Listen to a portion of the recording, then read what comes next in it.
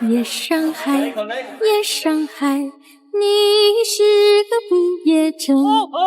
登记车声响得无声鸣，只见他笑脸迎，谁知他内心白小姐，大老板在后边等。为了衣食住行，就不曾等。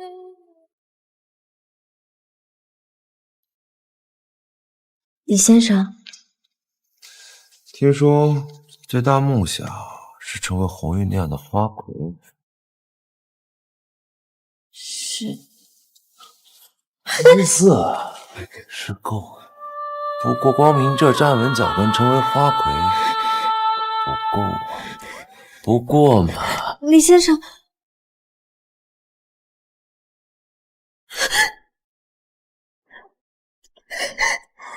在大世界里，想要成为花魁，就是我一句话的事情。只要你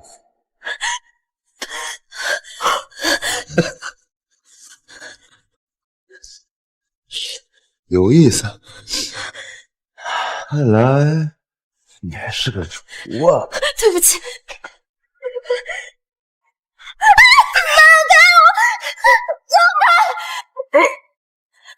李先生，李先生，没事吧？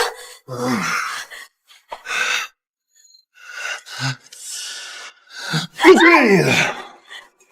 贱人，给谁玩不是玩，你给谁弄不是弄啊！刘金峰，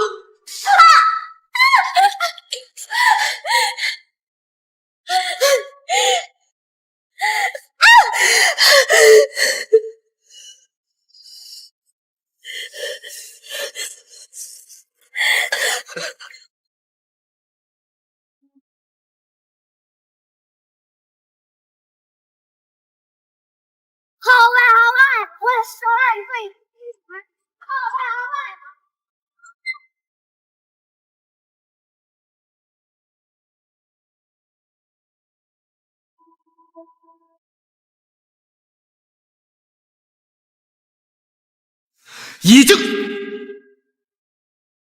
已经3天了，线索啊，凶手呢？都他妈干什么去了？我告诉你，大世界背后的女王帮发话，再给我们3天时间，你们要是再找出来凶手，你们有一个算一个，当然也包括我，都他妈喝西北风去吧！张站长回来了。哎呀，静安，你可算回来了！那李问这案子邪性的厉害，人死了3天，我们也查了3天，直到现在连李问的遗体都还没找到。这，案发现场在化妆间。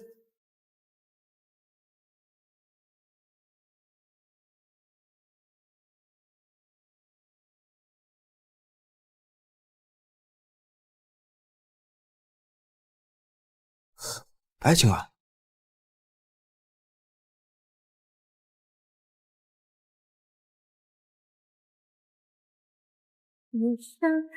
圆，我跟你说，今天李老板又上对我50块钱。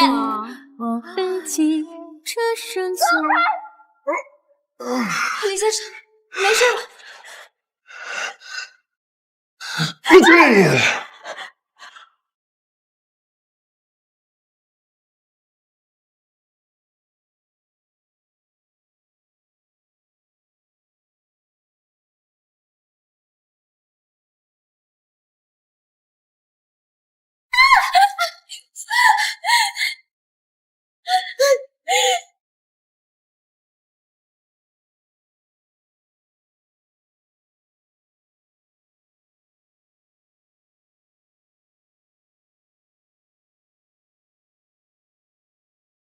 静安，怎么样？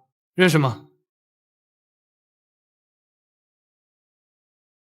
白青青，大世界马红玉的助理，她家在棚户区开了间包子铺。王队，抓人。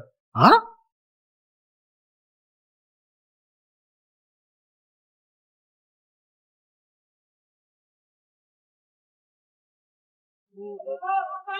来，包子来了！哎呀，可来了，可来了！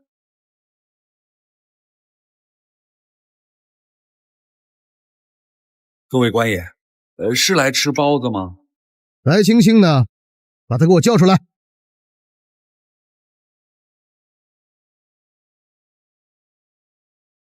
找我女儿干什么？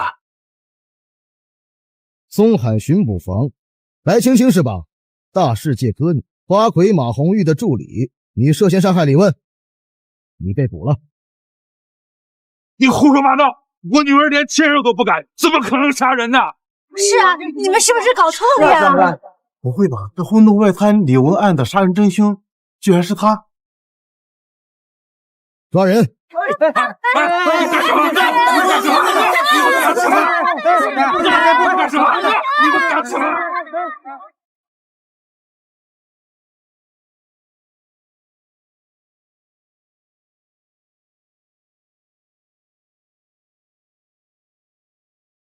找死！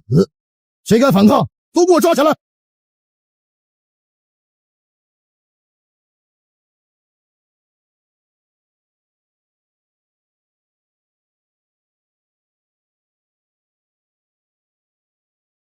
白小姐，要是不想波及其他人的话，那就跟我们走一趟。好，姐姐。没事的，我去一趟。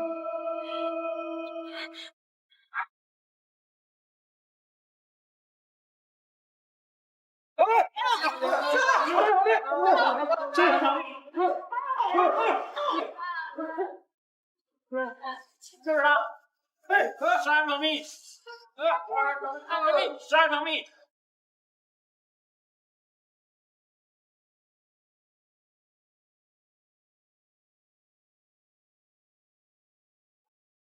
你个小贱人，就还我儿子！李夫人，请自重。李夫人，您和您儿子长真像。小贱人，你害死我儿子，你还敢叫嚣！你还我儿子！眼泪呢？你一定要替我儿子报仇啊！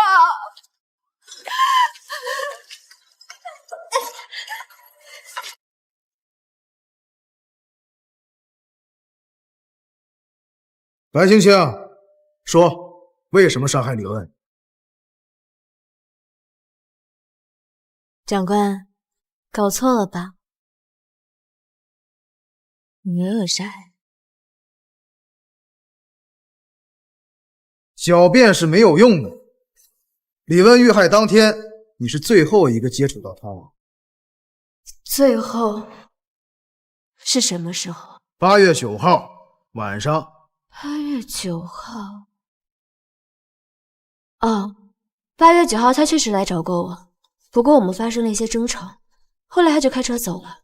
我在家待到今天都没有出来。是吗？那天很多人看到我们吵架的，他们都可以给我作证。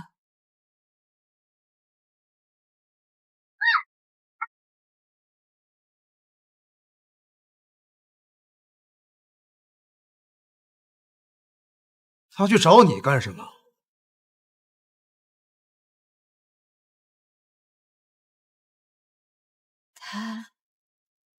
他想让我跟他回去，回到大世界，否则就要把那些照片发给报社。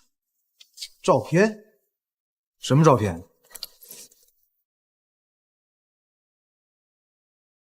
我没有答应他，他很生气的开车走。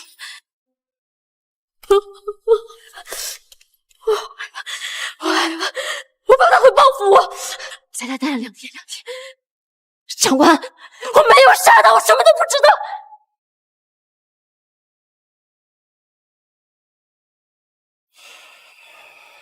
静安，你怎么看？他是一个很细心的人，而且他在说谎。什么？最起码8月9号那晚，他没有在家。你怎么知道？你真以为我走访了3天，就只确认他的身份？我还找到了目击者，那晚他去了大世界，直到半夜才偷偷离开。这是一场计划了很久的谋杀。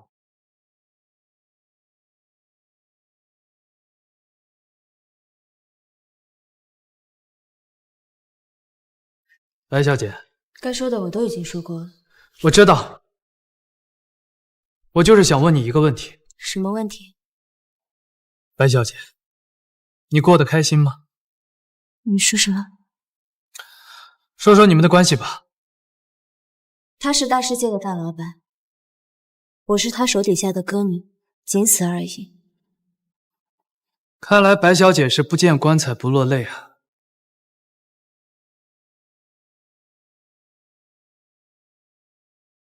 是他吗？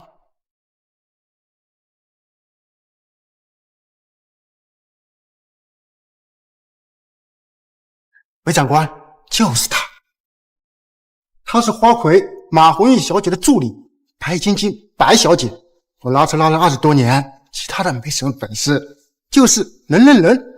我保证，她就是白晶晶，白小姐。白小姐，8月9号晚上11点，你们见过，对吗？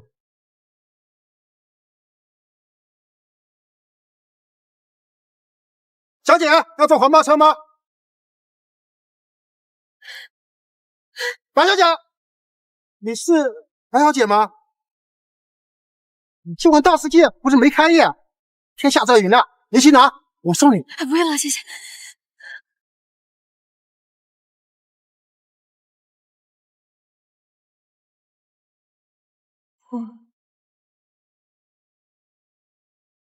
白小姐，先前你说9号那天晚上你一整晚都待在家里，现在又作何解释？李问是李家的第一继承人，我相信你应该很清楚这个。尽管这几天示弱，但有女王帮和柳家的支持，他们依然有无数种方法让你们一家都从松海消失。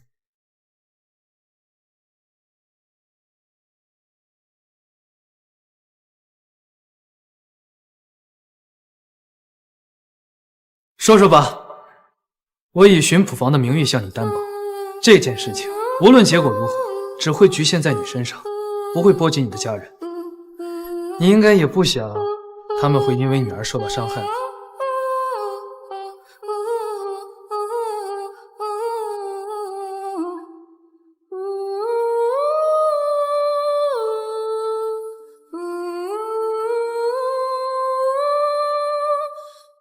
好，我告诉你，去年的7月，我在街头争取，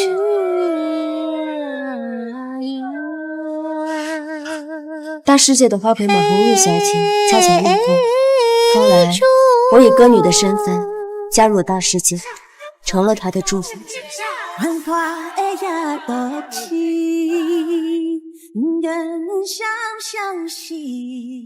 后来有一天，马红玉小姐临时有事，就把我推上去唱了2首。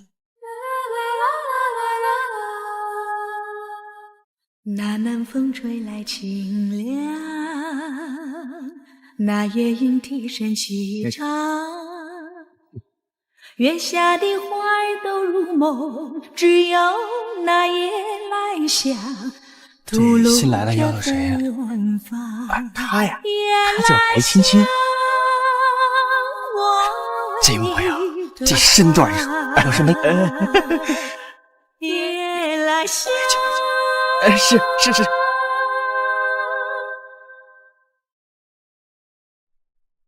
李先生，您找我。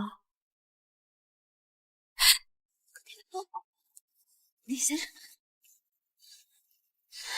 白小姐，你知道今晚一过是多少钱？5000大洋。看到的，就那个人，他愿意出5000大洋与你共叙一生，被我拒绝了。像白小姐这样的尤女，我怎么舍得让给别人？你说是吗？李先生，请您自重。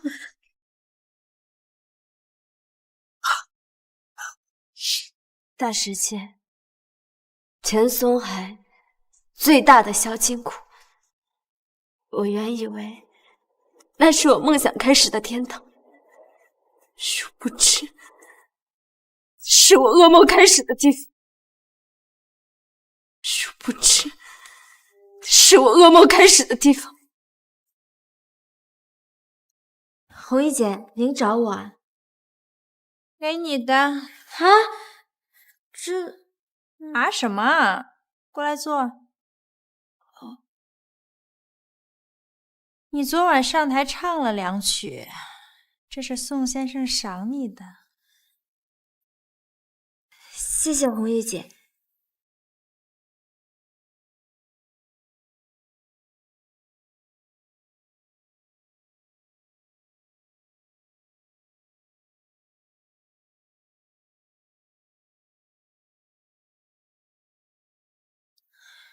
你觉得我们的大老板李先生如何呀？李先生他……嗨，我刚来大世界的时候和你一样无权无势。所谓歌女，不就是古时候的青楼女子吗？说到底就是大人物手里的玩物罢了。若是没有机会，我们这一辈子只能在底层混日子，永远抬不起头。幸亏我得到了几位老板的赏识，在李先生面前抬举了我几句，才有我马红玉的今天。青青，现在你的机会来了，李先生看中了你，你只要把他服侍好，你要的名、权、财、地就全是你的了。你自己怎么不去啊？我巴不得去呢，可惜人家李先生没看上我。他呀，就喜欢你这种细皮嫩肉的小姑娘。这可是你一步登天的好机会，可不要不识抬举。你给我下药。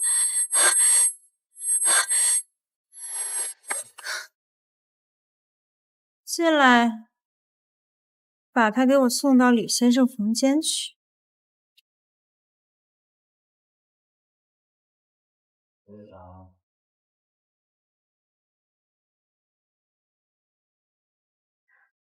你醒了？你对我做了什么？不，你应该问我们做了什么。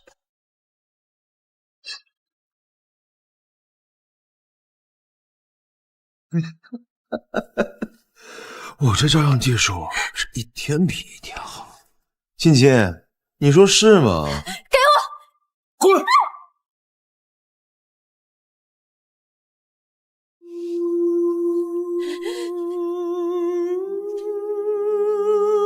我求求你，照片给我行吗？求我呀！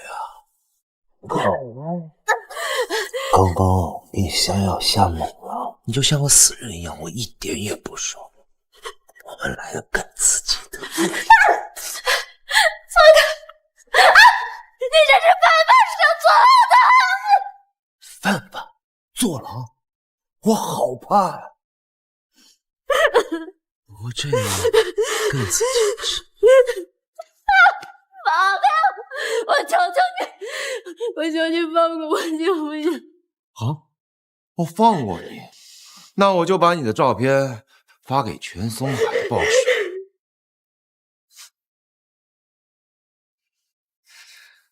到时候呀，全松海的人都能看到大世界最顶级的白青青小姐的人体大神。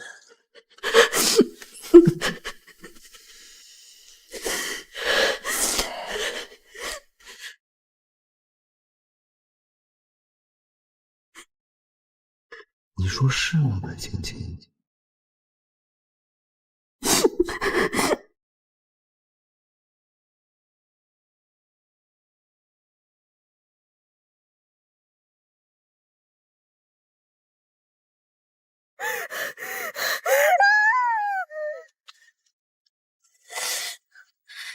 是他毁了我的人生，是他毁了我一生。他拍了很多那样的照片威胁你。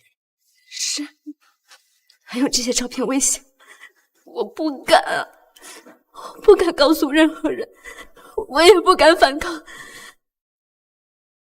想不到素以温文尔雅、翩翩公子著称的李问，想当李家第一负责人，背地里竟然是这种渣子！呸！死了也是活该。去，给我们买点早餐去。老大，吃什么？包子。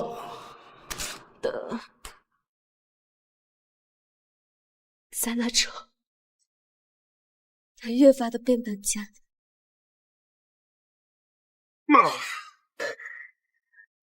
笑比哭还难看，是让我教你怎么笑吗？来，喝。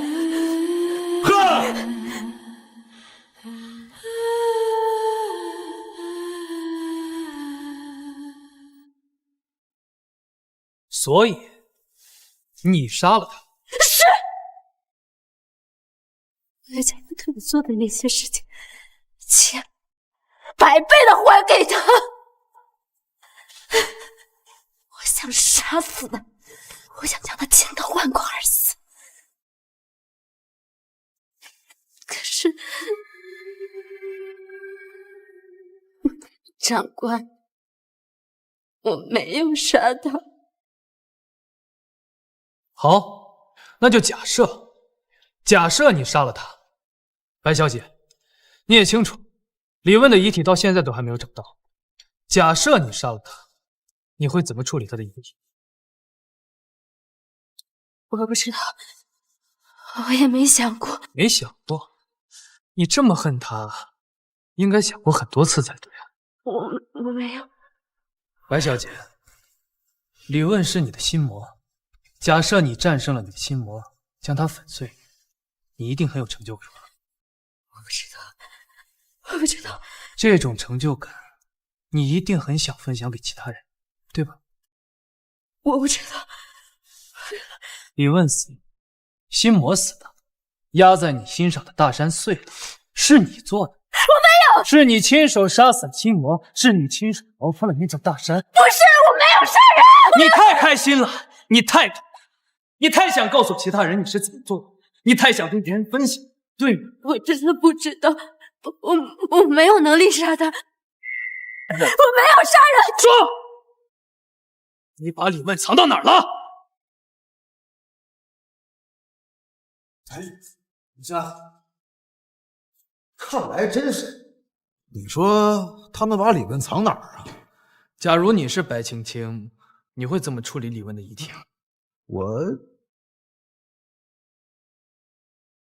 你说。我没事儿，你说。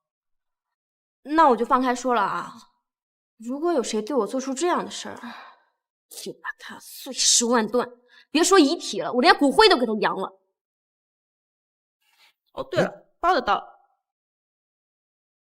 江探长，谢谢。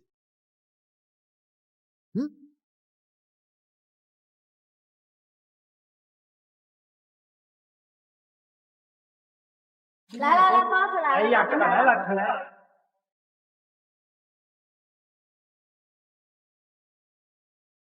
想什么呢，江探长？哦，老王，你知不知道十字坡客栈？《水浒传》里母夜叉孙二娘的客栈，那里面卖的人肉包子。没错，而白家恰好也有一间包子铺。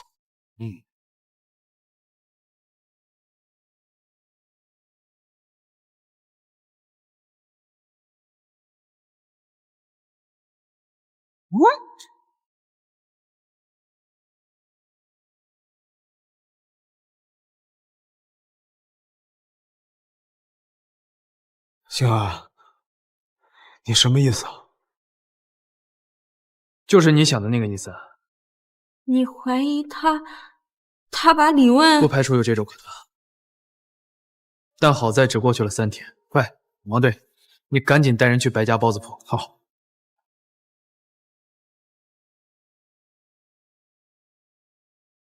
听说前天早上从来都不帮忙的白小姐，破天荒的给家里带了包子馅回来。江探长，我不明白你什么意思。深仇大恨，挫骨扬灰，我理解你，也同情你。但李问终归不是一个小角色。我明白，即使我再想让他死，我也不敢动一点心思的。等结果吧。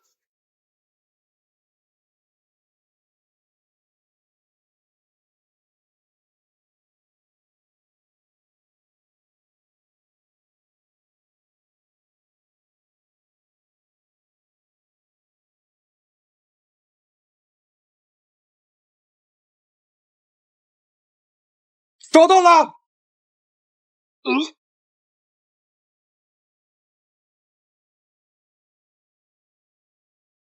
查到了吗？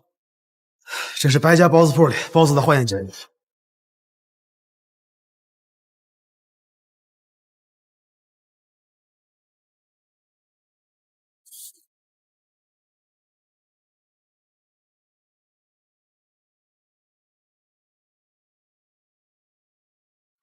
长官，我都说了我没杀人，为什么就是不行？长官，我都说了我没杀人，为什么就是不行？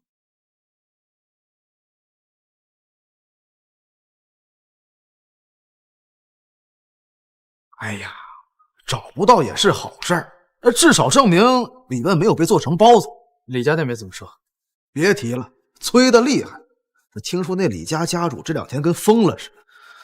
哎呀，毕竟是李家第1继承子，还是他最喜欢的儿子。李家第1继承人是真，但最喜欢未必。哎，据说前2年李问跟家里闹翻了，这才独立出来，盘下了大世界。但是呢，我觉得问题不在于李家，主要是柳家。柳家你更不用担心，柳小姐和柳将军在意的是真相，不介意多等几日。这说的你好像很了解柳家一样。其实啊，我都想把他直接做，然后给李家送过去，一了百了。这对外面咱们有个交代。这过去碰到什么棘手的案子，大家伙没少这么干。那李问还找不着，柳家那边怎么办？柳将军最注重名誉，你敢和他玩心眼，你就不怕柳家把你扔进海里喂鱼啊？我这也就是说说。哎，我来吧。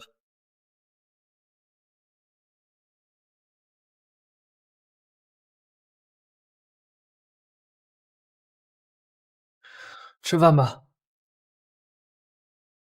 长官，准备关我到什么时候啊？我是在保护你啊。保护？你涉嫌杀害李问的消息已经传开了，信不信我现在把你放出去，今晚你就得横死街头。另外，在我查清真相之前，我是不会放你离开的。那您可得加把劲了，长官。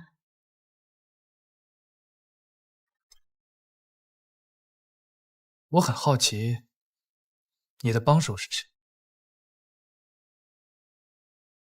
什么？不管藏尸还是分尸，都不是个轻松的差事。究竟是谁，竟然肯帮你做这种事情？我都跟你说过了，我没有杀人。是个男的？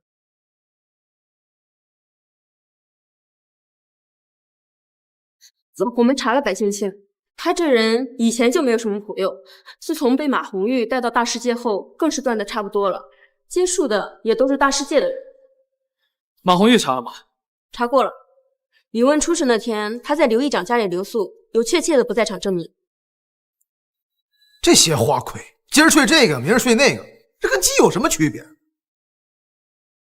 这马红玉是大世界的摇钱树，他和白青青一样，都是底层出身，能做到花魁，除自身实力之外，确实离不开刘议长等人的支持。这按理说，李问也是他的靠山之一，没理由上来。对了，我们调查马红玉的时候，他说了句很奇怪的话。什么话？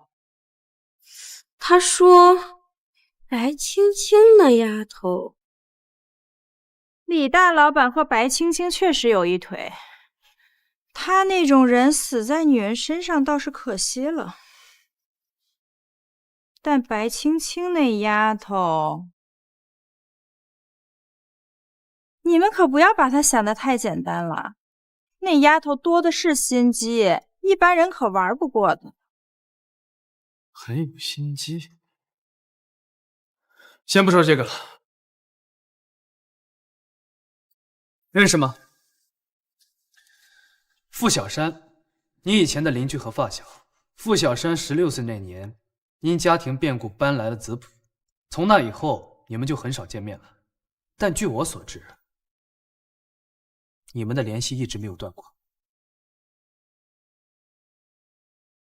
是又怎么样？长官，你该不会以为他是杀害李问的凶手吧？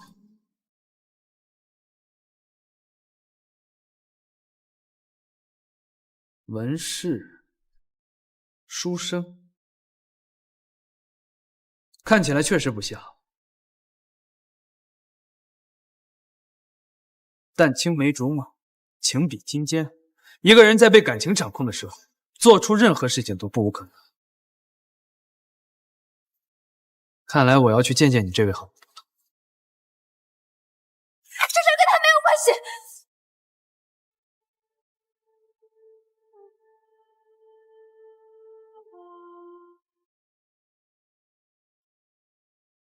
这洗好的照片啊，在左边。若是拍照，后面有价格。巡捕房。哎呀，长官好。傅小山在哪儿？小山啊，这小山，这你二位找他的话，这实在不巧，他昨儿就走了。不在这儿。是啊，那小山他昨儿刚离职。不在这儿。他昨儿就离职了。哎，长官，这小山是犯了什么事吗？我再问你一遍，傅小山在哪？小山说是他母亲在乡下病重，他回去照顾他去了呀。傅小山16岁那年，父母出海遇难，正因为如此，他才搬到了子浦。要不，我再多给你些时间，你再想个好点的理由。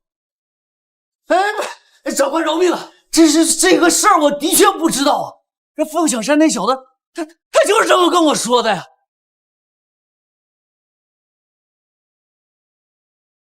有他的消息，马上通知我们巡捕房。好的，好的。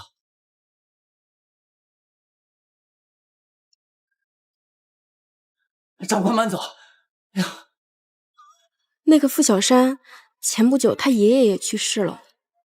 孑然一身，无牵无挂，越是这样的人，越是麻烦。肖团长，肖团长，不好了！怎么了？李夏把白青青带走了。什么时候的事？半小时前。半个小时，还来得及。你们先回去，等我消息。队长，巡捕房有案的5个人。我们知道你是谁，江探长。不过我们家老爷有吩咐，今日不见客，还望江探长不要让我们无座。那你问问他答不答应？好，进去。老爷，人带过来了。小女子白青青谢过李老爷。白小姐果然有几分姿色，怪不得我儿子能栽到你的手里。哎，你知道杀人偿命吗？啊！今天就是你死期啊！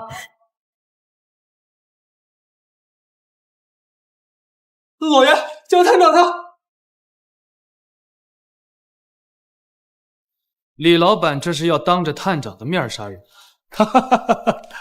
江探长，久仰久仰，我可是守法的公民啊！哎，我这里有上好的茶叶，品鉴一下呀。你们下去。去，过来。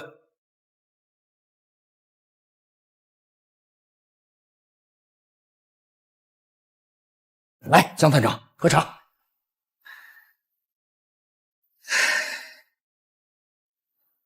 江探长，我有一事不明啊，堂堂一个探长，怎么保护起杀人凶手了呢？我没有杀人，是李问他自己。李问他这个小贱人，不是这个小贱人，他骗你们的，老爷，我儿子根本就不是那样的人，你上不是。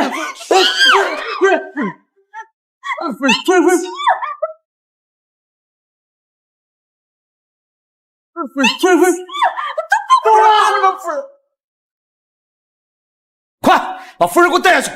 是，放开我！夫人怎么了？他是骗你们的，这个小贱人骗你们！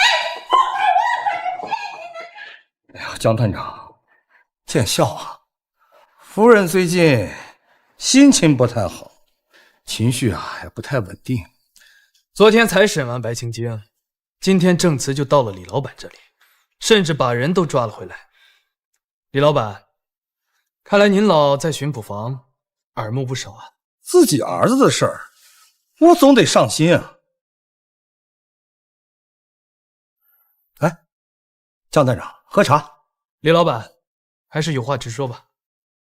好，本来我想自己动手，正巧你来了，那我就跟江探长做笔生意。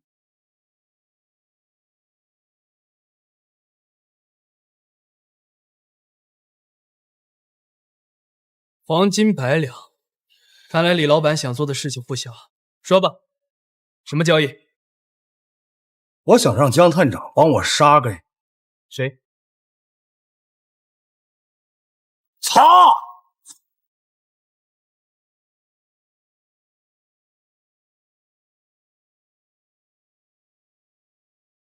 儿子死了，做父亲的总得做点什么。那李问的遗体呢？不找了。先把这个妖女扶住，后面的事儿慢慢解决。李老板，我理解你。只不过，就算李家想要复仇，还是等我调查出结果之后再说。查出结果？你们巡捕房办案，你比我清楚吧？那冤假错案办了多少啊？哎呀，最后还不是一个结果。怎么，江探长给我找一个垫背的来顶罪啊？现在案子由我负责，在我手上不会有冤假错案。省省吧，江探长，100两黄金不少了，出来混就是图口饭吃。不会是为了这个歌女，江探长要得罪我李家不成？我为的不是某个人，而是这个案件的真相。哼，看来江探长是不打算自己动手啊。行，我再给你一个选择，拿着这些黄金赶紧走，把这个妖女给我留下。接下来的事由我李家替你摆平。包括柳家，我也可以摆平。李老板，您在怕？怕？我怕什么？当然是怕白小姐，又或者怕我查出更多的真相。最近几年，你们李家的生意出了问题，你多方求助无果，眼看李家就要败落，幸得这时候李问与柳家小姐走到了一起，你借柳家的事勉强保住了家业。只不过柳家是名门望族，而柳将军又一世英名，最见不得有谁行苟且之事。你当然怕，你怕李将军得知李问做的那些龌龊事，从而迁怒李家。李老板，我说的对吗？不愧是松海第一神探啊！李老板，我现在就问你一句话：假如这件案子到此为止，你怎么向柳家解释？她就是一个歌女，只不过被有心的人利用、杀害、抹黑我李家的继承人，口说无凭，信口雌黄。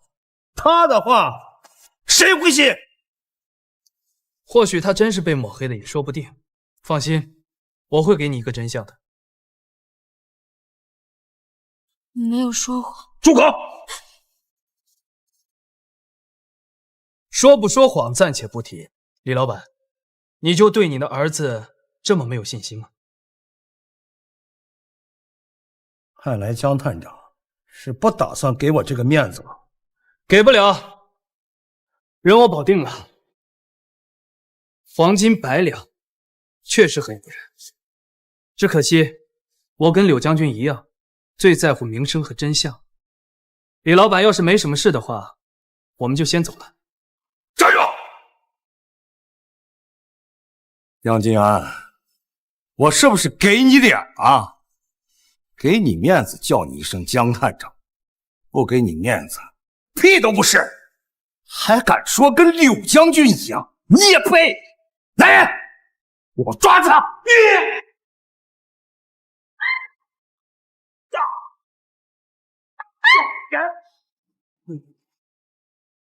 把刀放下！我告诉你，这个女人今天必须死！把刀放下！容你开枪！3，开枪！2、1，住手！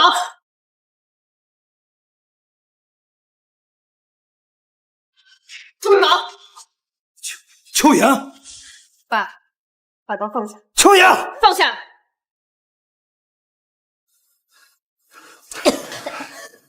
小姐，你怎么来了？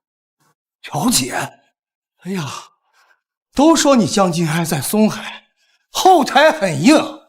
哦，原来你是跟柳家呀。秋莹，就是这个女人，她杀了李问，快杀了她，替我儿报仇！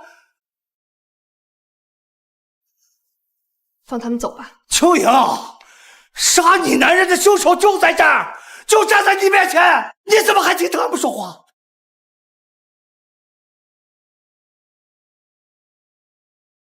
到此为止吧，人我带走了。李问和白青青的事情，我需要知道真相。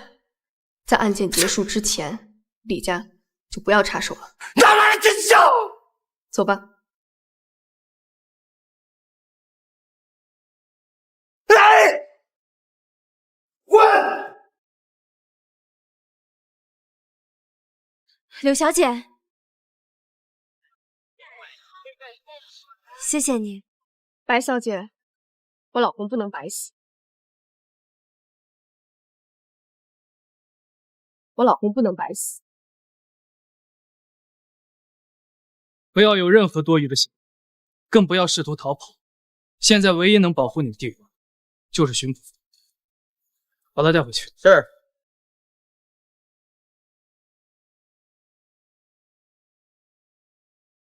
姐，你怎么来了？巡捕房也有柳家的人，你不该一个人来。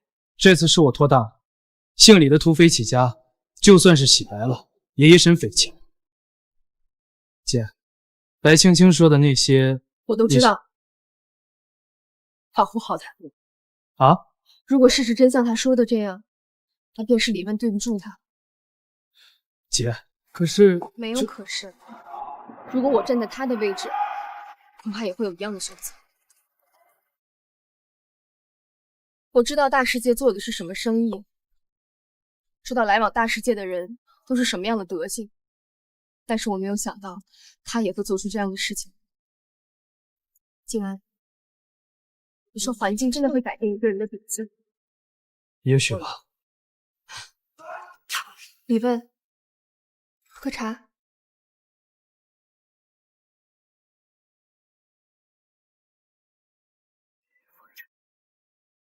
可是我始终不能相信他会做出这种事情。对了，静安，还有件事情要拜托你。你说。李问身上有一块纯金的怀表，上面篆有凤纹，虽不是什么名贵之物，却是你舅母的遗留之物，也是我们俩结婚的时候我送给她的定情信。姐，你放心，我一定会帮助。怎么样，静安，没事吧？傅小山找到了吗？还没，但是你放心，只要他还在松海，我就算掘地3尺也把他给找出来。白小姐，再聊2句吧。我去过那个照相馆，和你一起杀害李问的人是傅小山，对吗？是我杀的李问，跟其他人没有关系，都是我一个人干的。你终于要认罪了。那天下午，他和往常一样，用那些照片威胁我。我求求你，你饶了我舅舅！我就问你一句话，去。去！你能不能饶了我？我给你脸了！我真的好害怕，我不知道这样的日子什么时候才会到头。所以我杀了他，我也只能杀了。是他逼我的，是他逼我的，都是他逼我的，是他逼我的，都是他逼我的。继续，你是怎么杀的他？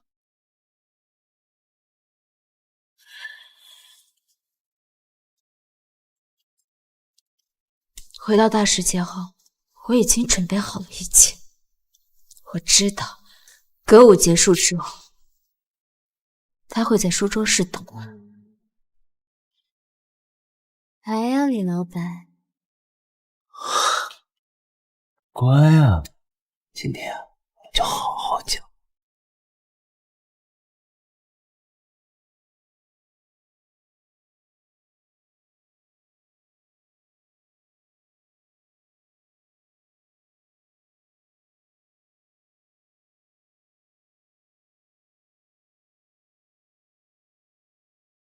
所以，你把李问的遗体藏哪儿了？毁了。毁了？为什么？你觉得这样就能躲过调查了吗？长官，我从来没有这么想过。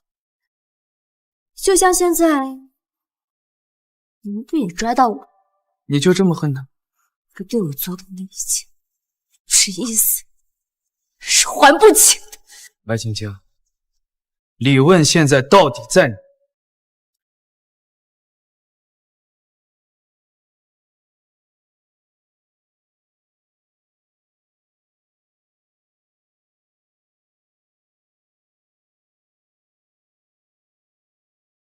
好，不说什么。第二个问题，你是怎么把李问的遗体运出去的？长官，你不知道吗？大世界的后厨有一个绞肉机，可好溜啊！那件血衣呢？你连躯体都毁了，为什么要留下一件血衣？江探长，你也不怎么聪明哦。我故意的。如果没有这件血，你以为能把我关那么久？好，最后一个问题，李问身上的那块怀表，你丢哪儿去了？怀表？什么怀表？我没有见过。好好想想，那是块金表，表壳上篆有凤纹。他好像是有这么一块怀表，但是我没有见到，可能那天他没有带吧。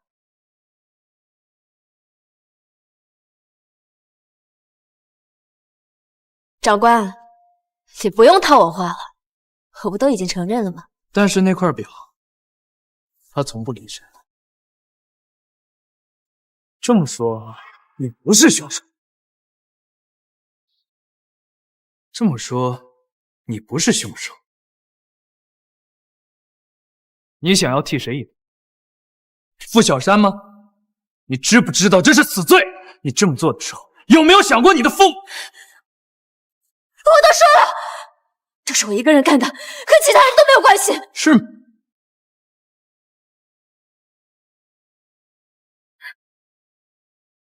这么说，凶手是那个傅小山，十有八九。那我就把所有人全派出去，全城通缉。哎，王队，重点关注白家包子铺附近，然后让人在附近散播白青青已经认罪的消息。引蛇出洞。他既然肯为白青青杀人，就不会让白青青承担后果。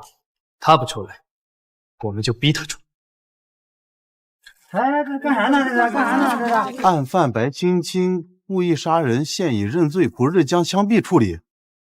这白家丫头还真是杀人犯。这白家丫头能杀人？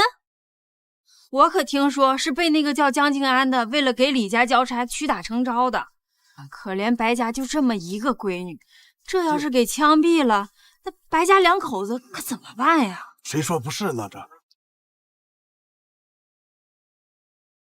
江静安，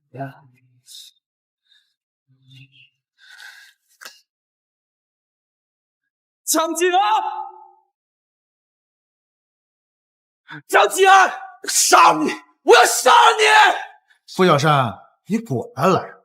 静安，还得是你们是敢动秦心一根手指头，我绝对不会放过你！这是巡捕房，你要杀谁呀？啊？押他进来。来，走。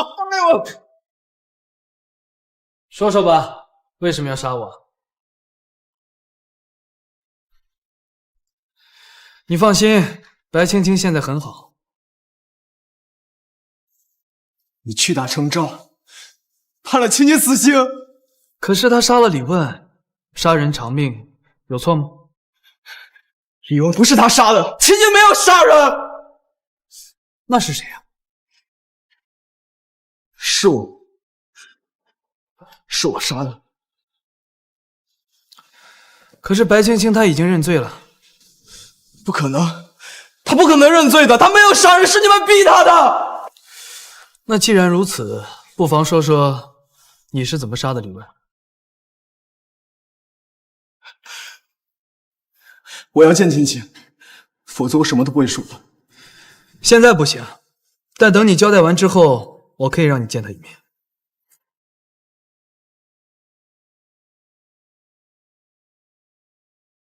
从什么时候开始说起？越早越好。我和青青从小就认识。我想上我脚疼，你能背我吗？好啊。我们一直都是很好的玩伴，也是别人口中的青梅竹马。我们一起成长，一起读书，一起游戏。脚还疼吗？子珊，我饿了。我回去给你做饭吃。我当时以为我们会这样一直下去，只是有一天，一切都变了，一切都变了，一切都变，一切都变了。这个傅小山看起来也不太像会杀人的样子，他到底遭遇了什么？这你还不明白吗？心里有问题，仇富。后来你搬了家，但我听说你和白青青之间的联系一直都没有断，对吗？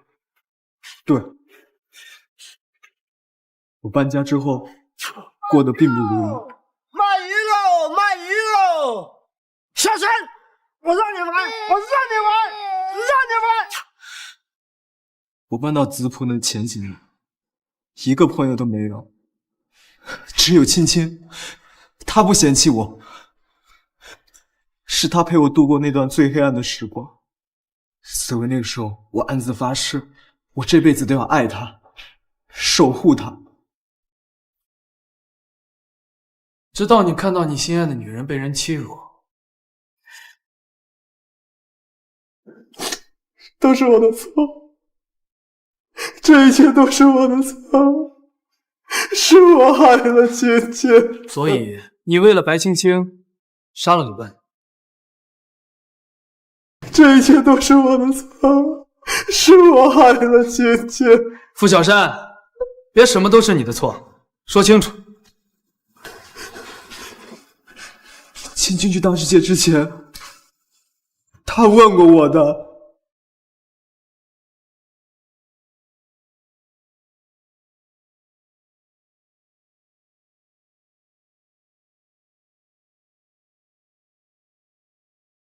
小山，你知道大世界吗？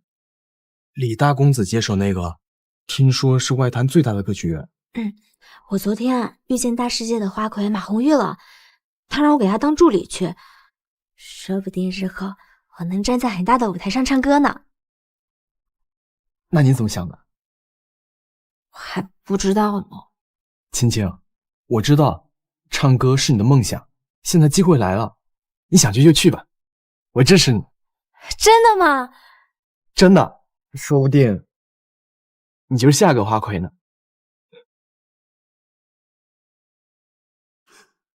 是我亲手把他送进了地狱。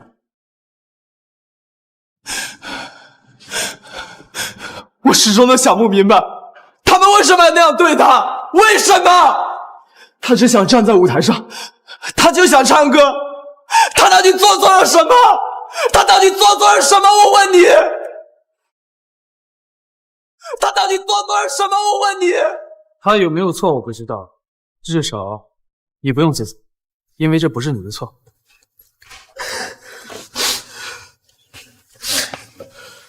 所以是他让你杀了李问。我知道你想说什么，你想说他教唆杀人是？他没有，一切都是我一个人干的。如果他没告诉你，你后来是怎么知道的？那是因为青青她变了。变了？什么意思？她刚到大世界的时候，她每隔几天都会去照相馆找我，跟我分享她在那儿的所见所闻。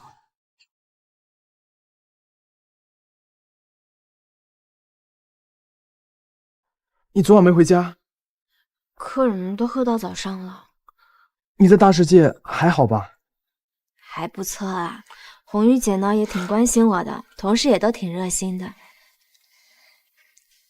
就是什么？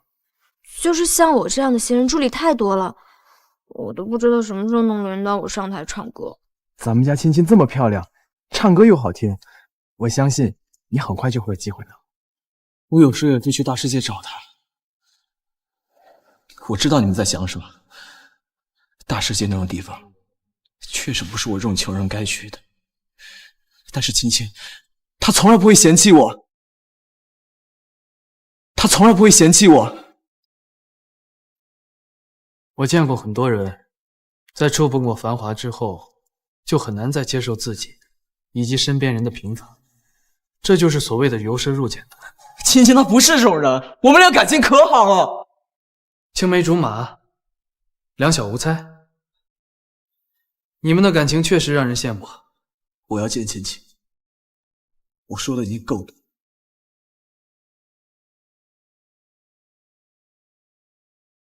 去查一查他和白青青之间有没有什么共同的朋友，如果有，带过来见我。还有，派人去他的住所查一查，看看能不能查到什么有用的东西。我现在就带你去见他。哎，你确定要两个一起审？你就不怕他们串供？无妨，我倒要看看他们两个之间的感情是不是像他说的那么纯粹。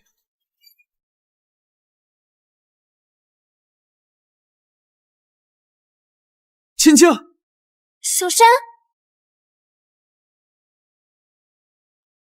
小山，青青，你为什么那么傻？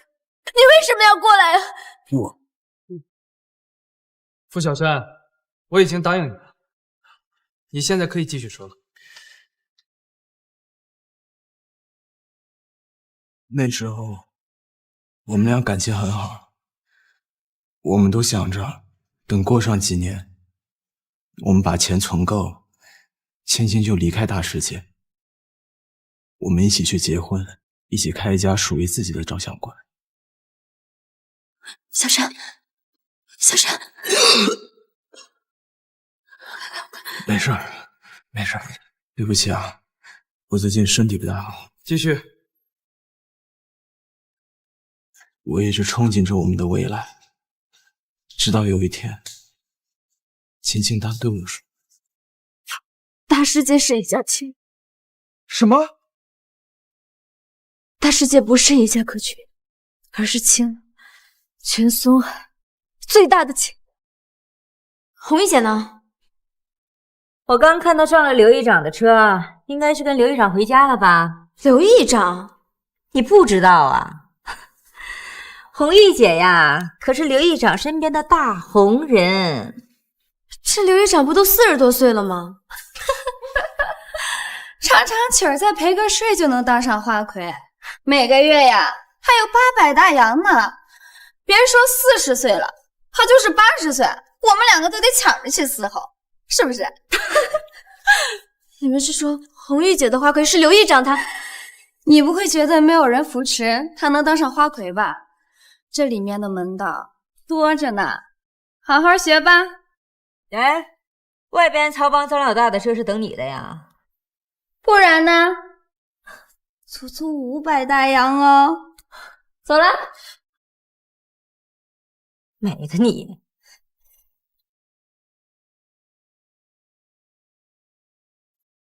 红玉姐，他们说你昨天晚上去刘议长他这……对呀，那你这不就是等于进你？没错，就是你想的这样。来我们这的有钱人有几个是来安静听歌的？再说了，大家都不是傻子，你不用点手段，人家凭什么给你花钱？你这小脸蛋儿，要不要姐姐给你介绍几个大人物呀？不用了。哎呦，还是一个矜持的小丫头。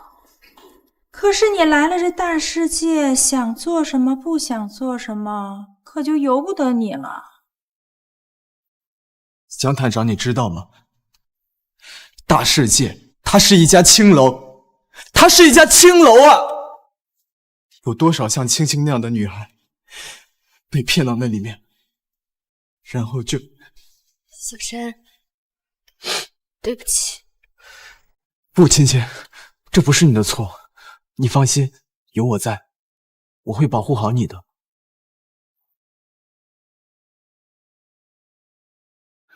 后来，我劝我青青离开大世界，但是她拒绝了。所以白小姐，你为什么拒绝？说来就来，说走就走。你们把大世界当成什么了？就算小山他不懂，江探长，你还不明白吗？少拿这个当借口。我这几天走访了不少从大世界出来的人，你说的那种情况，之前确实存在，但从李问接手之后就改过了。那些人对李问的评价还不错，只要是想走，绝对不会强留。但是伤害我的人，他就是李问。也许吧。我需要钱，大世界给的薪水很高，如果能上台演出唱歌，就可以拿到更多的钱。钱？小山，我问过了，开一家照相馆，他需要很多很多的钱。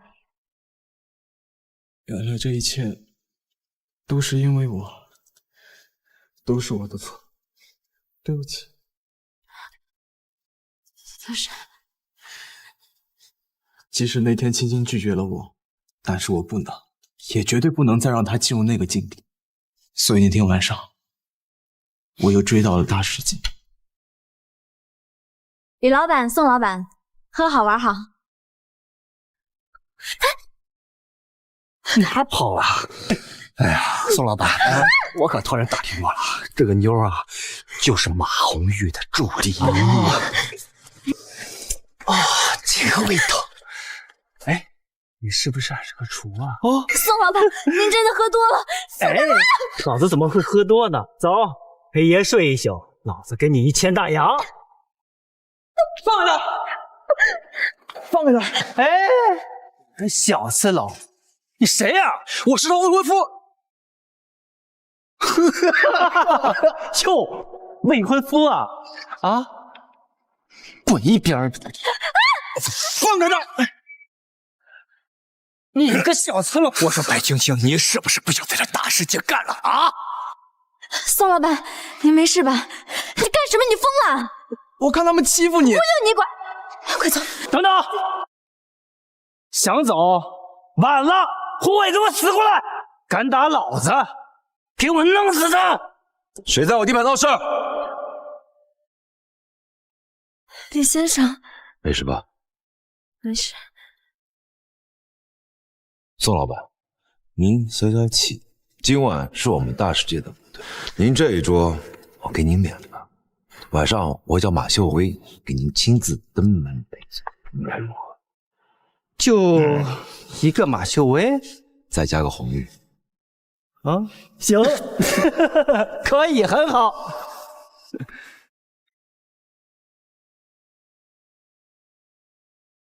把他送出去。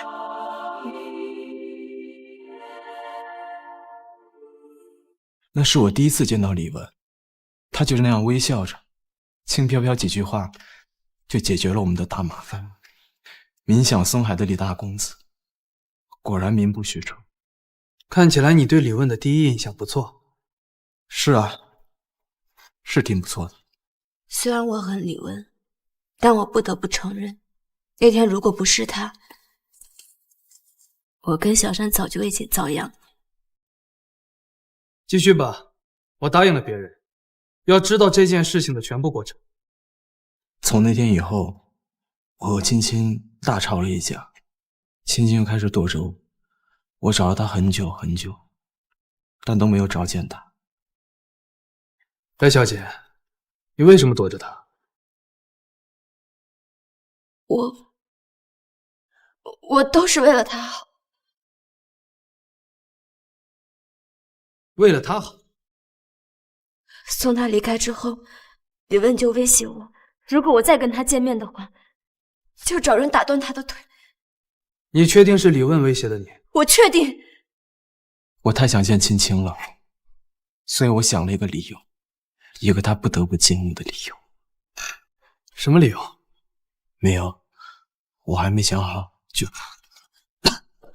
小山，小山，小山。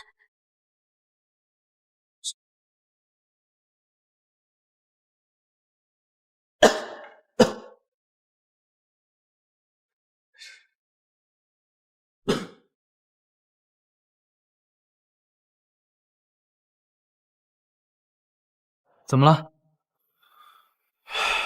这个傅小山恐怕是活不了多久了。怎么回事？啊，看看这个，胃癌晚期。从哪儿找到的？从他的房间里搜出来的。啊，还找到了这一堆乱七八糟不知道是什么的破药，这瓶子上连个标签都没有。但是我托朋友问了，像他这个情况，估计也就是这几个月了。哎呀，怎么说？那凶手肯定就是他了，就是不知道白青青掺和了多少。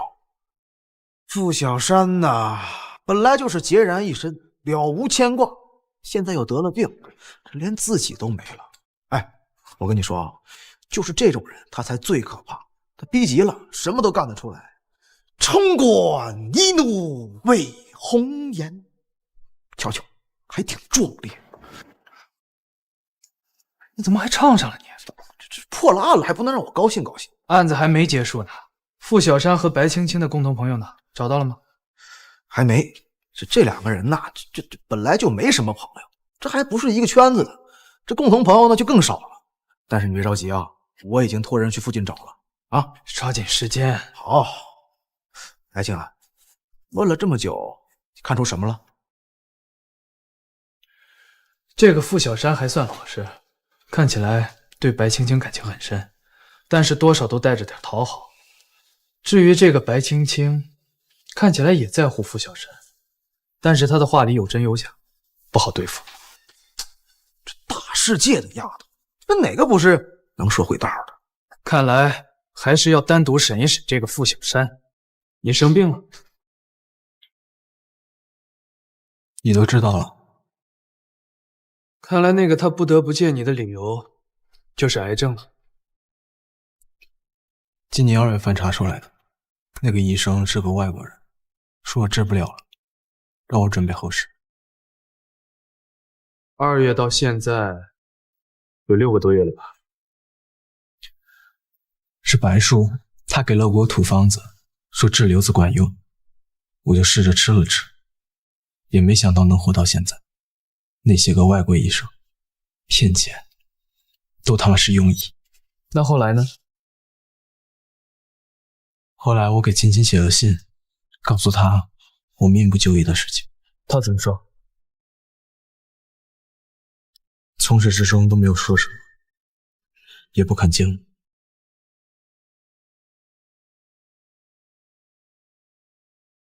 我知道你在想什么，你是不是觉得青青心狠？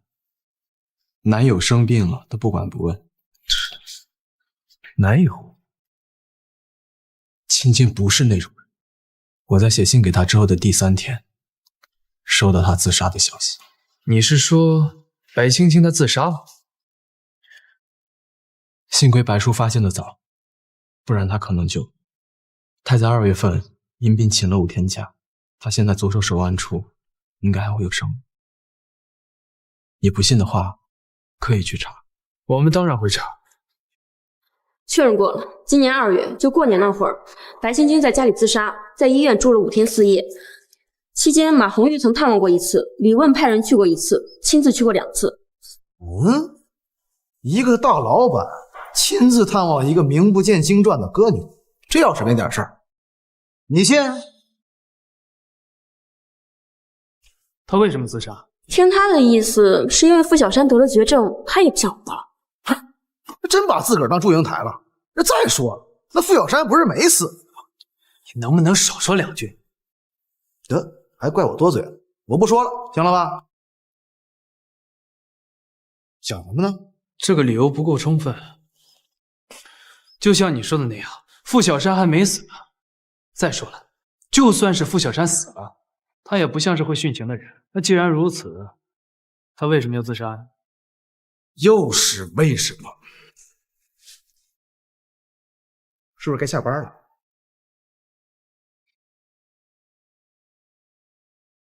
晚上接着审，接着查。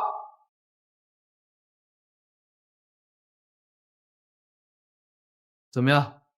巡捕房的饭还合口味吗？谢谢。不用了，继续吧。白青青自杀之后又发生什么了？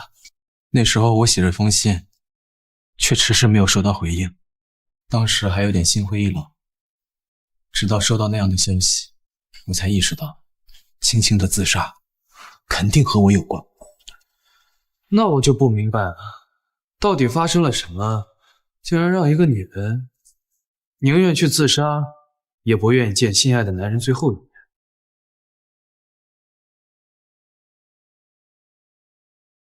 我去了医院，时隔多日，我终于又见到了青青。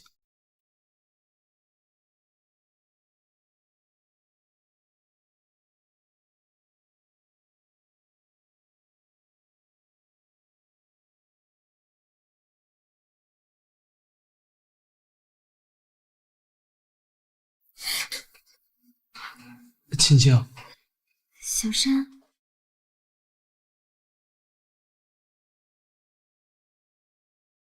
你来啦。对不起。我为什么要道歉？那天是我……不怪你，那天和这些也没什么关系。那你为什么不肯见我？没什么。对了，我爸找了治瘤子的土方子，说是很管用，你试试。没用的，医生说我这病治不好。那不试试怎么知道呢？万一……傅小善，你治不治？我治。那时我们聊了很多，仿佛又回到了从前无话不说的日子。但是我能感觉得到，青青她变了很多。哪儿变了？神态，别人或许感受不到，但是我懂她心底的悲伤。她一定发生了什么事，而且这件事情和大世界有关。但是她从头到尾只字不提大世界。那后来你是怎么发现的？青青住院的第3天，我正好去病房看她。当时我就发现，她好像正在写什么东西。写什么呢？没什么。我看看。不能看。我从来没有见过她用那种几乎乞求的眼神看着我。我当时只觉得意外，并没有多想。直到后来青青出院，我去整理她的病房，我才发现她把她写的东西落在了里面。什么东西？日记。日记上写了什么？日记里写了她一些在大世界的工作内容，以及李问那个混蛋对她所做出的一切。所以你杀了李问？向探长，我只问你一句，如果是你心爱的女人被别人那样折磨，你会怎么做？我问你，你会怎么做？从今年2月份底，我就想杀了她，但是我一直没有找到机会。她不是在人群中，就是被守卫包围着。直到前几天，终于她约青青深夜出去，我就知道我的机会来了。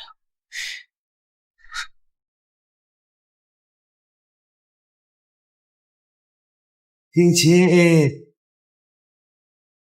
你是在跟我捉迷藏吗？李问，去死吧！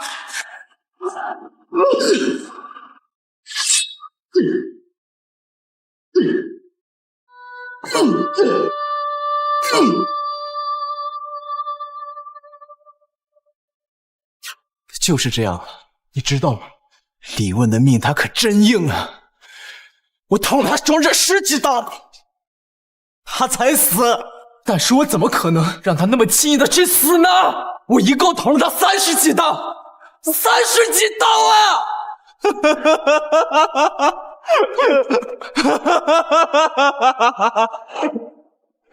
就凭你杀了李问？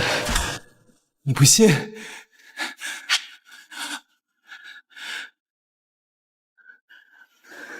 这个是我从李问身上拿下来的，也是我杀人的证据。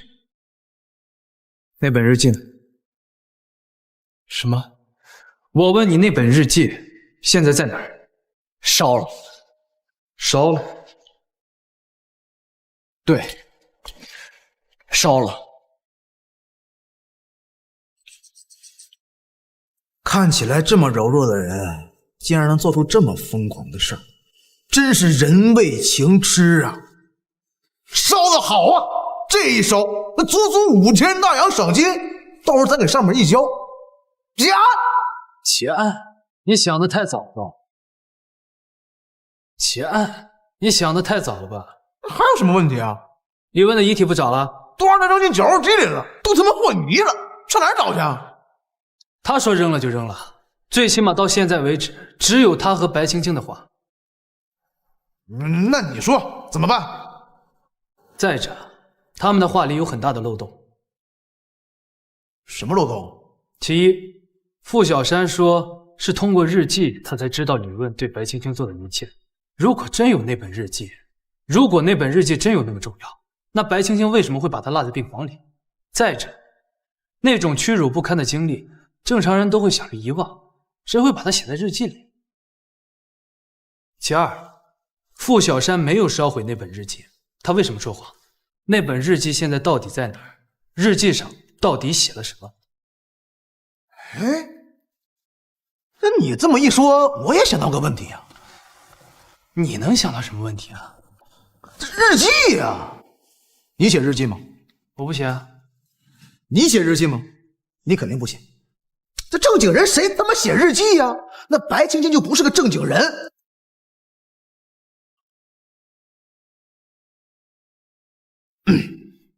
把那本日记找到，就知道白青青是不是正经人了。那这俩人呢？先关着吧，还有时间，不着急结案。哎，对了，把他们2个人的供述先抄一份，给上面送过去，免得隔三差五给咱们施压。好，不好了，不好了！什么事儿？慌慌张张的。李家夫人死了！什么？什么？怎么死的？2个小时前，淄浦大桥上，他当着很多人的面跳江自杀了。妈的，这好不容易降低了影响，那这下好了。他说什么没有？他说他儿子李问是被冤枉的，他儿子做不出这样的事情来。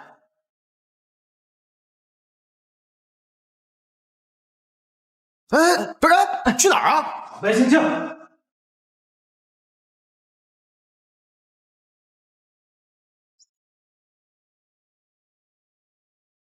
就在刚刚，李夫人也死了。这和我有关系吗？李夫人的遗言你知道是什么吗？她说她的儿子李问不是那种人，更不会做那种事。可他就是做了。人不可貌相，这个道理江探长比我更明白吧？道理暂且不提，我来只是想告诉你，李夫人她愿意用死亡来为她儿子李问争取一个机会。那这件案子，我们当然会查得仔细一些。那你们就查呗。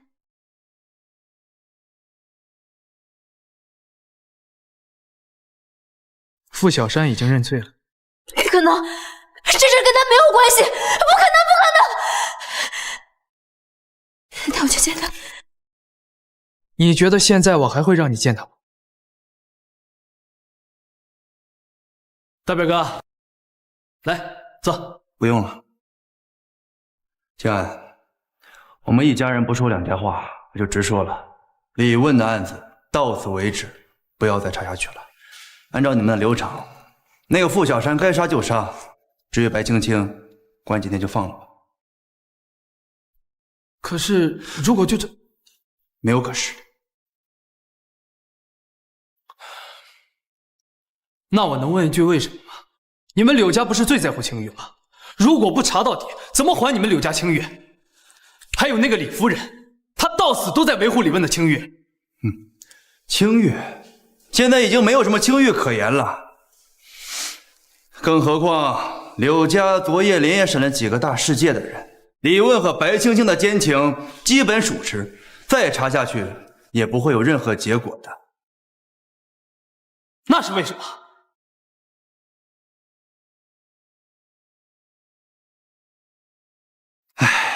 因为这里面的水很深，因为大世界牵扯的人很多，因为像白青青这样的事，在大世界，甚至说在整个松海都数不胜数。如果任由你查下去，牵连到其他人怎么办？青帮、曹帮还有议会，死一个李问不要紧，死一个李家夫人也不要紧，但如果牵扯出背后的大人物，你想过没有？到时就算父亲和姑姑一起，不一定能保得住你。到此结束吧。还有你们这警察局啊，鱼龙混杂，竟然有人把消息卖给报社。这样，你去查这些人，查到了告诉我。可是，没有可是。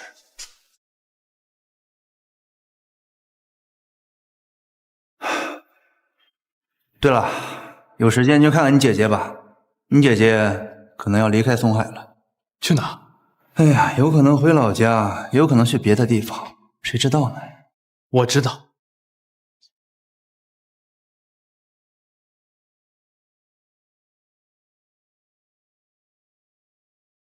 姐，我来把这个还给你。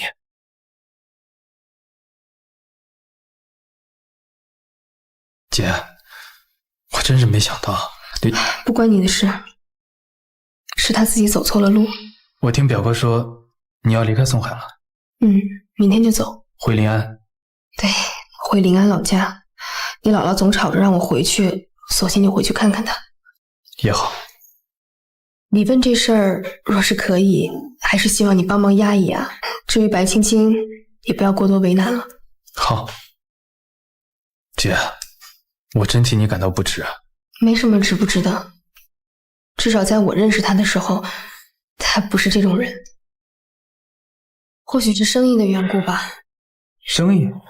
去年大世界的生意出了问题，他那个时候变得很焦虑，问我拿了很多钱，还拿了很多家里的东西出去变卖。或许从那个时候起，他就已经变了。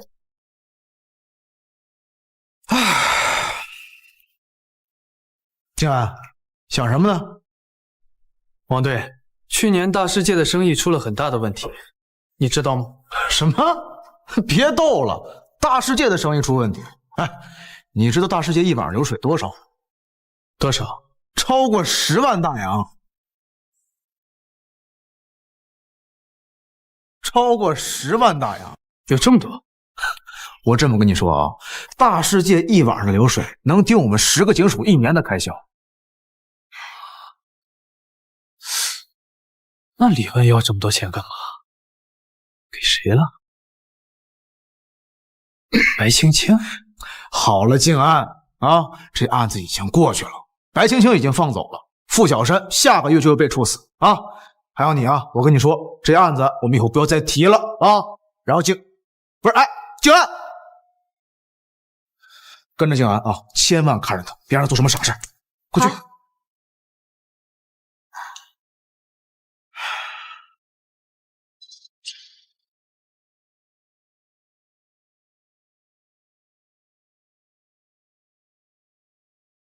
唉，白家也搬走了。发生这样的事情，就算有柳家作保，白家在松海也待不下去了。哎，你们听说了吗？杀死李问的不是白家丫头，而是那个傅小山。傅小山是谁？没听过呀。老傅，你忘了吗？就以前在那儿开海鲜铺子那个。啊，你说出海遇难那个老傅啊？那傅小山？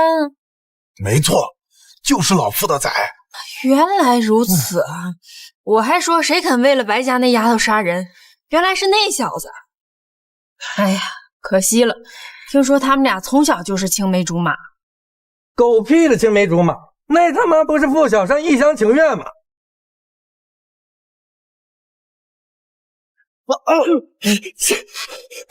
江探长，饶命啊！饶命啊！别怕，问你点事儿。江探长，你有什么想问的，你尽管开口，只要是俺知道的，保证有问必答，有问必答。你和白青青还有傅小山是什么关系？你和白青青还有傅小山是什么关系？算是发小吧。算是。小时候我老揍他，但也不能怨我。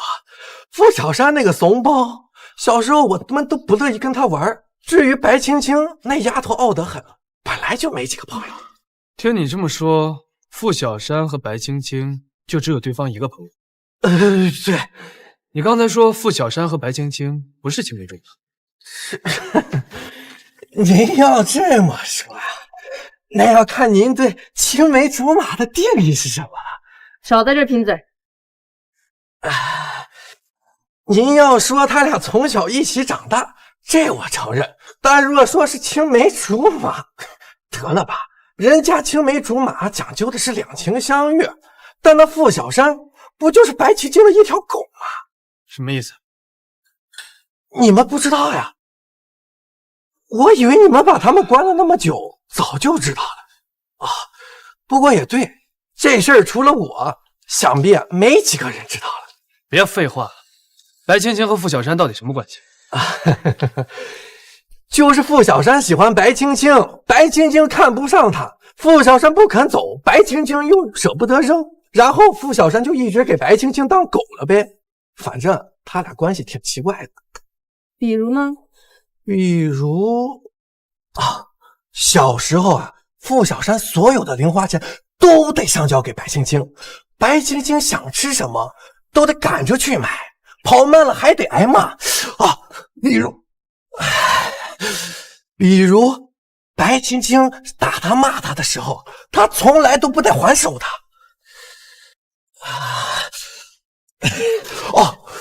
对了，还有一件事儿，就18、19岁的时候，白青青呀跟过一个男人，听说连床都上了。遇到这种事儿，狗都知道上去咬2口，可那傅小山那怂货愣是连句话都不敢说，不仅替两人隐瞒，还给他2个送早餐呢。你说逗不逗？江探长，您别看白青青的娘们儿长得像朵白莲花似的，我可告诉你们，她呀可没你们想象的那么简单。江探长，日记找到了，队长让你赶紧回去。日记呢？在这儿，我还没来得及看。哎，还真让你猜对了，这日记本啊，傅小山就没烧，而是藏老家院子里了。果然如此。怎么了？这根本就不是日记，这就是一本杀人书。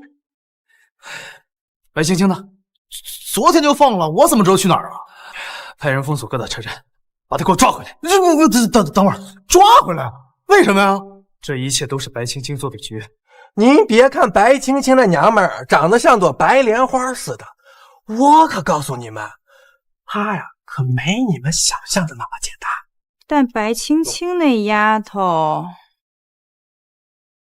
你们可不要把她想得太简单了。那丫头多的是心机，一般人可玩不过她。李问是被冤枉的，他耍了我们所有人。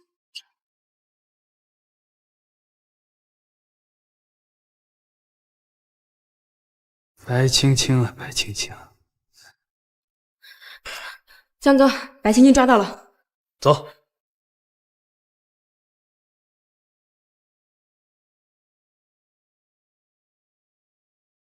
白小姐，我们又见面了。江探长，这次找我又是做什么呀？该说的我不都已经说了吗？再说了，咱们这个案子不早就结案了？白青青，你真以为你的计划天衣无缝了是吧？还记得这本日记吗？不妨让我们一起来看看，你在这本日记里到底写了什么。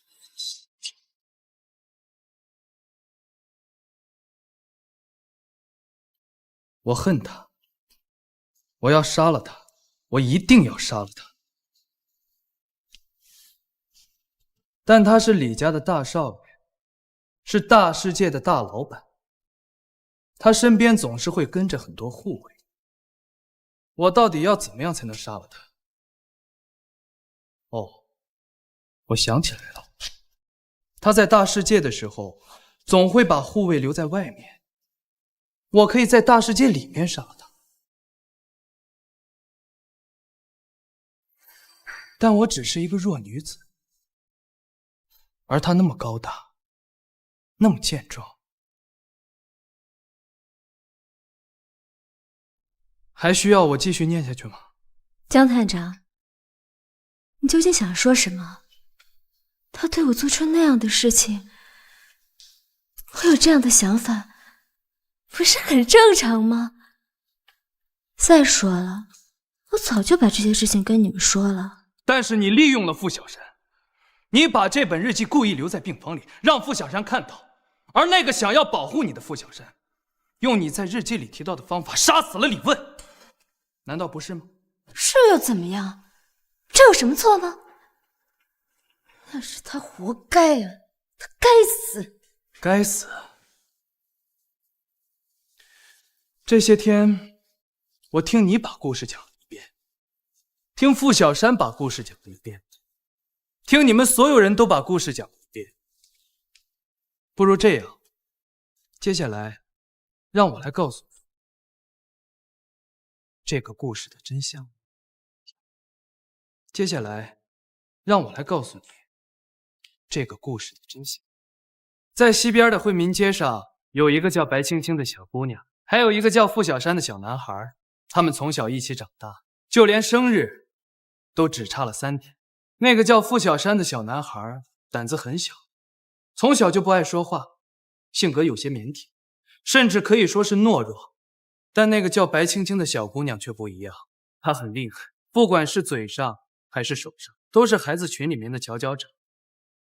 但是孩子们的长辈却不知道，加上白青青嘴甜，很讨大人们喜欢。于是傅小山的爸爸就对着傅小山说：“小山呐，你现在已经是一名男子汉了，你要保护好你的青青妹妹，知道吗？”傅小山答应了。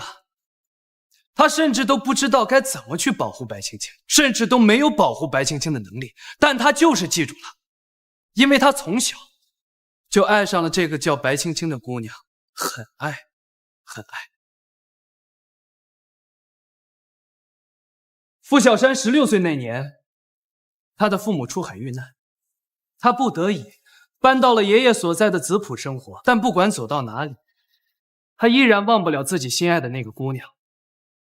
尽管白青青总是打他、骂他，甚至把他当成仆役一样使唤，所以即使傅小山搬走了，也依然没有和白青青断了联系。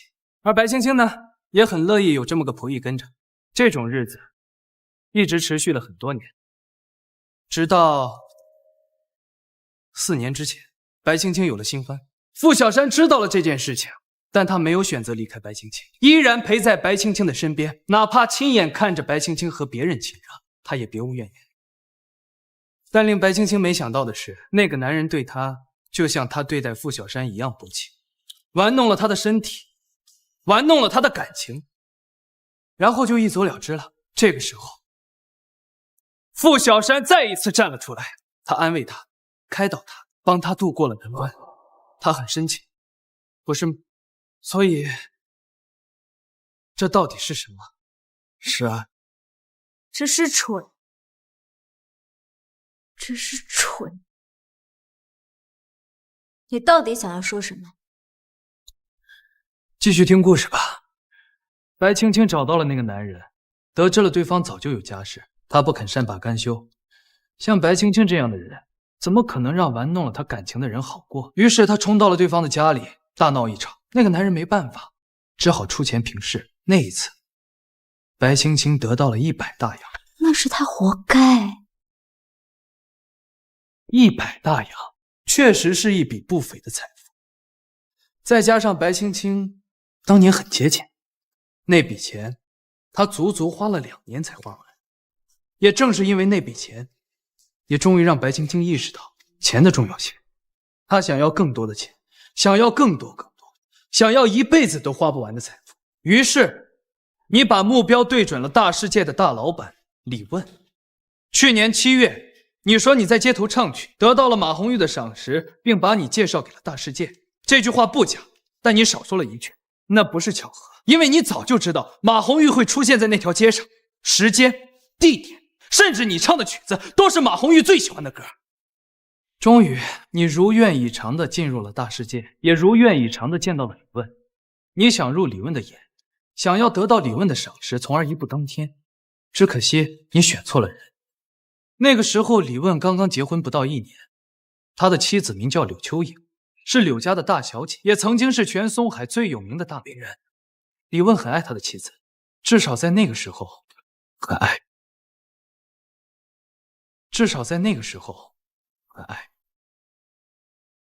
李先生，您找我啊？你来了，青青，坐。听说昨晚红玉不在，你上去唱了2首。是。别紧张，唱得不错，有很多人都问起你来了。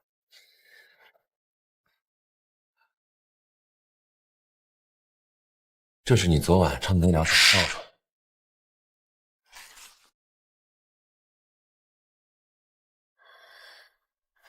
这么多，谢谢李先生。青青，你来大世界多久了2个月了。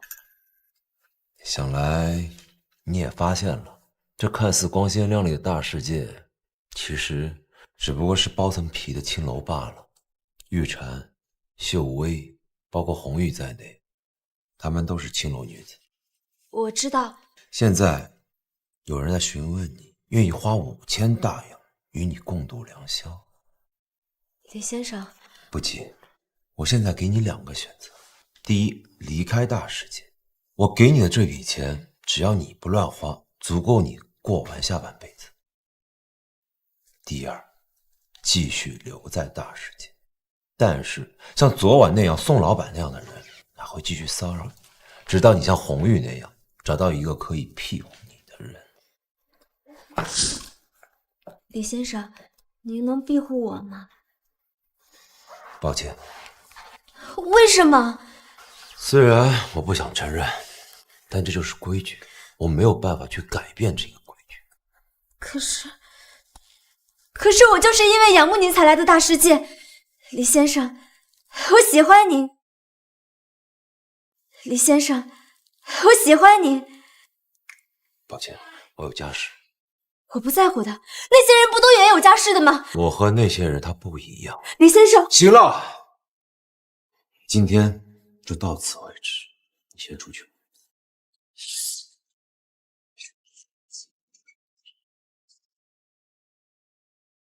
李问拒绝了你，你没有办法，于是你选择了下药。红玉姐，您说咱们的大老板李先生喜欢什么样的女人啊？李先生当然是喜欢柳小姐那种名媛了。怎么，你喜欢李先生啊？我劝你还是死了这条心。你看看我们厂子里的女孩子，每一个都想得到李先生的欢心。可你见李先生什么时候多看谁几眼了？姐，真的没办法了吗？没有。李先生现在刚刚结婚，心思都在柳小姐身上。就算他没有柳小姐，也不会看上我们这种人的。为什么呀？身份、地位、名誉太多了，尤其是名誉，李先生最在意这个。况且现在还有了柳家，他是不可能做出这种伤风败俗的事情的。我劝你啊，还是省省吧。你有这个功夫啊，不如去琢磨琢磨其他男人，那个高老板，还有那天那个宋先生，你随便傍上一个，够你吃8辈子的了。名誉。李先生，喝茶。李先生，再不喝，茶就凉了。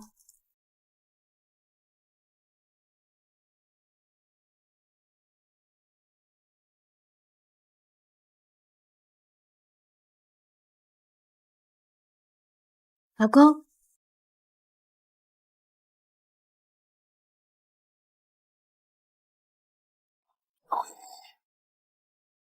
老公，老公呢？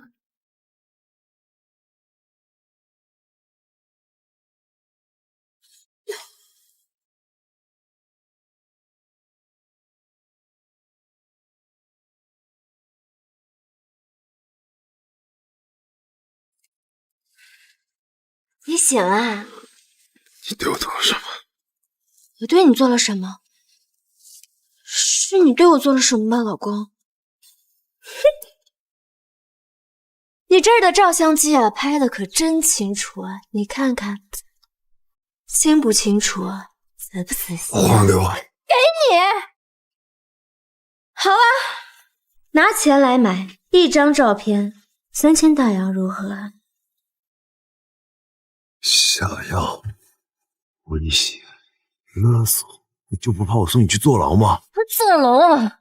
我好怕呀！不过呢，在坐牢之前，这些照片一定会传遍全松，还到时候，大世界的大老板，柳家的好女婿，李家第一继承人的人体大伤，这会更出名的。那你呢？你就不在乎吗？我当然不在乎了，总有那些蠢货会为这些虚名所累。没有人会信的。是吗？李大公子，你说，哪有一个姑娘会用自己的清白去诬陷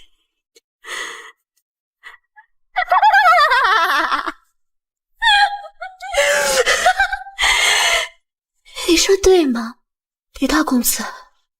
你无视，你是想杀我？可惜啊，在杀我之前呢，我已经送出去30张照片了。如果我死了，那明天的报社头条就会是你李文杀人强奸。好，你要多少钱？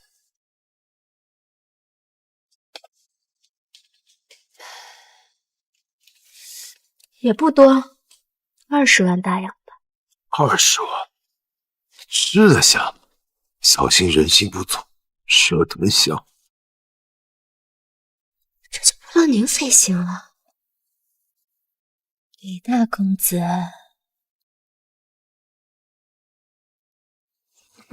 你知道李问刚刚结婚，也知道柳家最注重名誉，更知道如果这件事情爆出来，李问和李家就完了。所以，你拿着这件事情敲诈了李问20万大洋，对吗？江探长，不明白你在说什么。你不承认也没有关系，很快李问的财产流向就能调查出结果。只是我不明白的是，既然你已经拿到了钱，为什么还咬着李问不放？但是他也咬着我不放。只是我不明白的是，既然你已经得到钱了，为什么还揪着李问不放？但是他也咬着我不放。我已经给了你20万了，照片呢？你还要怎么样？想要照片了？要不这样吧，上次在大世界呢，我药下多了，您认不出我好不开心。要不今晚大世界再满足我一次。你无耻！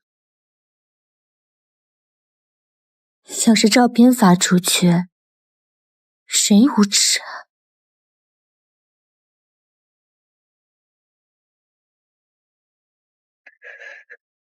好，我去。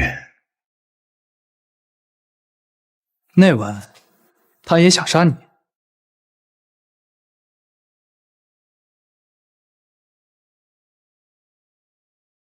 从去年7月到今年5月，李问从大世界和李家共计调动30万大洋，全被他换成了各家银行的兑票。想必那些钱现在都应该在你手里吧？只不过很可惜，这些钱现在已经不属于你了。你不能这么做。看来我猜对了。昨天的《松海晚报》，你要看吗？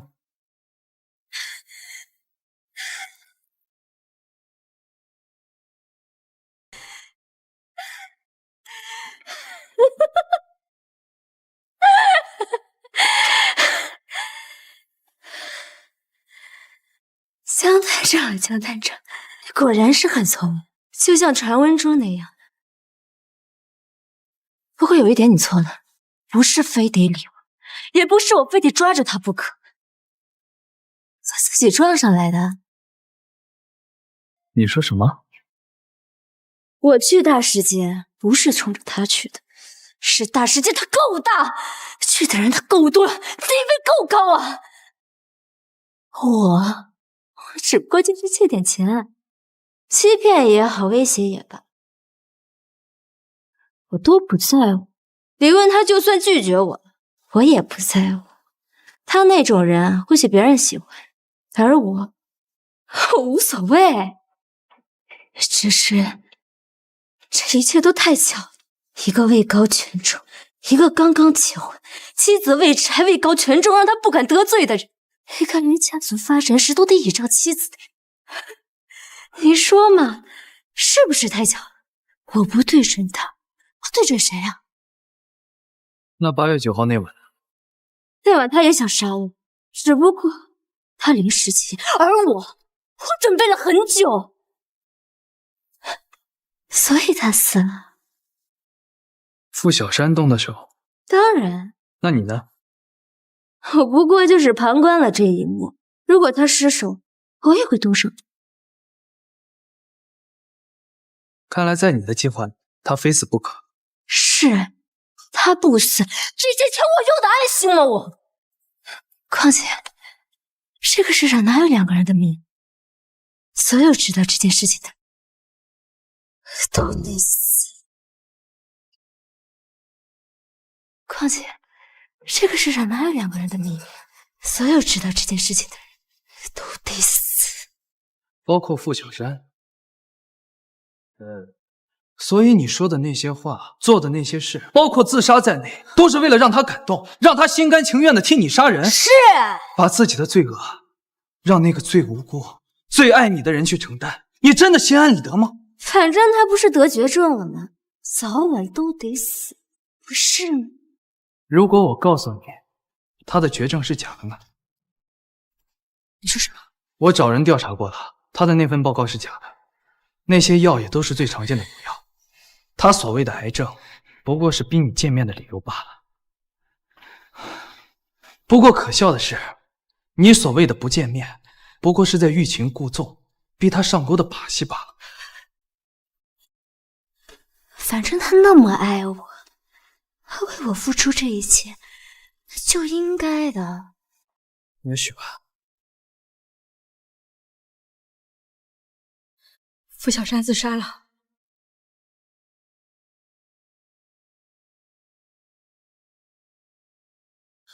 怎么死的？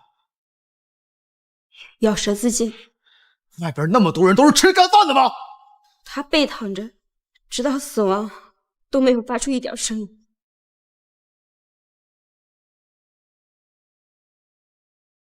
跟上面申请一下，送回老家吧。是。真是个可怜的傻子。傅小山，你到底喜欢他什么？我喜欢他单纯、善良、美好。刚才那男的是你男朋友啊？就他也配？那你还留着他，给他机会？这种货色呀，留着早晚用得到。青青，小山，你为什么那么傻？为什么要承认？我愿意你付出一切。那你能为我做最后一件事情？是吗？替我去死。